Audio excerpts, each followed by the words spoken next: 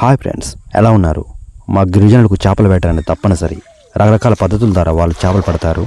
నేను ఈరోజు మా గిరిజనులు వేటాడే చాలా పాత పద్ధతిని చూపిస్తాను ఈ వీడియోలో.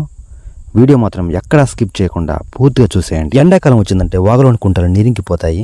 దానిలో ఉన్న రకరకాల చేపలు ఈజీగా దొరికిపోతాయి. కాకపోతే వాటిని వీళ్ళు నీళ్ళంతా తీసేసాక పడతారు. కొన్నిసార్లు పాములు కూడా ఆ మడుగుల్లో ఉండి వలలు అంతా మడుగులోకి దిగుతున్నారు. ఎటువంటి రసాయనాహారం లేకుండా సహసిద్ధంగా పెరిగిన చేపల్లో రుచి బాగుంటుంది. ఇదే కుంటలో మేము చేపలు పట్టబోతున్నాం.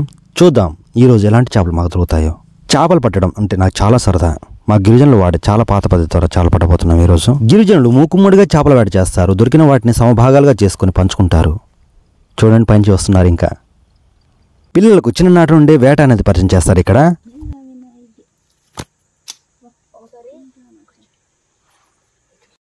ఎండిన చెట్టు మీద కూర్చొని వీళ్ళంతా ఎదురు చూసేది ఆ కుంటలో నీళ్లు తగ్గడం కోసం.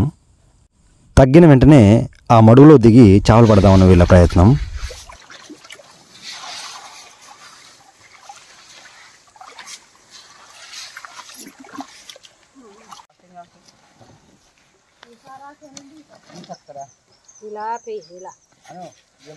నీళ్లు తగ్గిన వెంటనే వలను 4 వైపులా పట్టుకొని మడుగులో ఓ దరి నుండి వలను నీళ్ళ లోపల ముంచి ముందు తీసుకుని వెళ్తారు. ఈ విధంగా ఇది చాలా ప్రాచీనమైన పద్ధతి. ఇలా చేయడం ద్వారా ఒక్క చేప కూడా మిస్ అవ్వకుండా వల లోపలికి వస్తుంది జాగ్రత్తగా. ఈ విధంగా ఓ మూలకు వలను నిదానంగా తీసుకుని వెళ్ళి 4 వైపులా పైకి లేపుతారు. ఇది చాలామంది తెలిసిన పద్ధతే.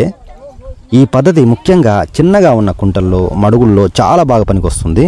చూడండి ఎన్ని చేపలు పడతాయో.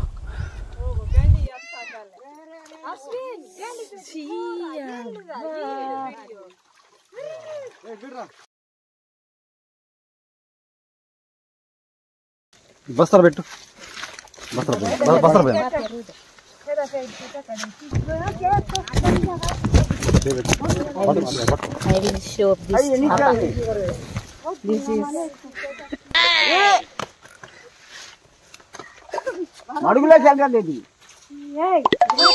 ఎలా వెళ్ళిన పట్టొచ్చు కానీ.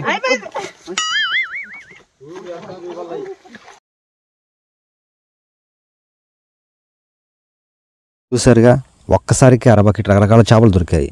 మిస్ అయిన వాటి కోసం మరోమారు వలను తీసుకెళ్లారు. చూద్దాం ఈసారి ఎన్ని దొరుకుతాయో. ఎండాకాలం ఇంట్లో ఉండలేక ఇలా వాగుల్లో చేపల వేట చేస్తూ గడిపేస్తారు గిరిజనులు. వీళ్ళ జీవన విధానంలో చేపల వేట ఓ భాగం. చేపలను కొన్నిసార్లు ఎండుగడితో కాల్చి దగ్గరలోని సంతకు తీసుకెళ్లి అమ్ముకొస్తారు. ఇక రెండోసారి కూడా కొన్ని చేపలు దొరికాయి. కొన్నిసార్లు తాబేళ్లు, ఎండకాయలు కూడా దొరుకుతాయి. ఈరోజు మాకు అవి దొరకలేదు.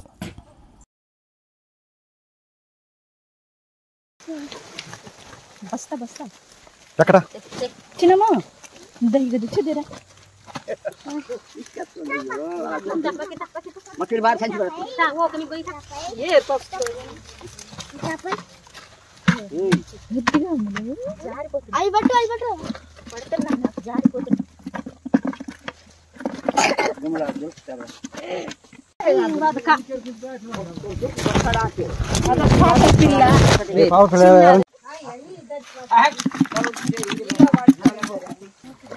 ఈ వాగు ఎక్కడో మొదలై పక్కనే ఉన్న గోదావరిలో కలుస్తుంది. అన్ని కాలాల్లోనూ నీళ్లు పుష్కలంగా ఉంటాయి. దీంట్లో చేపలు, తాబేళ్లు లాంటివి బాగా దొరుకుతాయి. ఈ గిరిజన పిల్లలు చేపలు, కప్పలు, పాములు వాటికి అస్సలు భయపడరు. ఇలా పట్టబడిన చేపలను సమభాగాలుగా పంచుకుంటారు గిరిజనులు. ముందుగా ఓ సైజు చేపలను పక్కన పెట్టి ఎంతమంది చేపలు పట్టారో అంతమందికి అన్ని ఓటాలు వేస్తారు. వింతేంటంటే వలకు కూడా ఓ ఓటా ఉంటుంది. రకరకాల చేపలు, చిన్నవి పెద్దవి అన్నీ ఒక్కో పోగు వేస్తారు. ఇందులో ఉన్న ఈ పొడగాటి చేప పేరు వాడి చేప అంటారు. ఇది దాదాపు 10 కేజీల దాకా పెరుగుతుంది. చాలా సహసిద్ధంగా పెరుగుతుంది. ఎటువంటి మందులు, ఎటువంటి రసాయన ఎరువులు లేకుండా. ఇది చాలా రుచిగా ఉంటుంది. ఇది పడితే అదృష్టం అని నమ్ముతారు ఇక్కడ గిరిజనులు. ఏది ఏమైనా మాకు మాత్రం ఒకటి దొరికింది. ఒక్కోసారి 10 కూడా పడతాయి.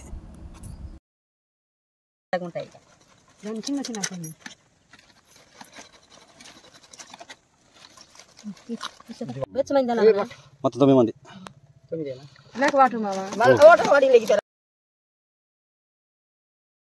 కేవలం అరగంట సేపు మాత్రమే పట్టాం. మనిషికి 2 కేజీల వరకు దొరికాయి.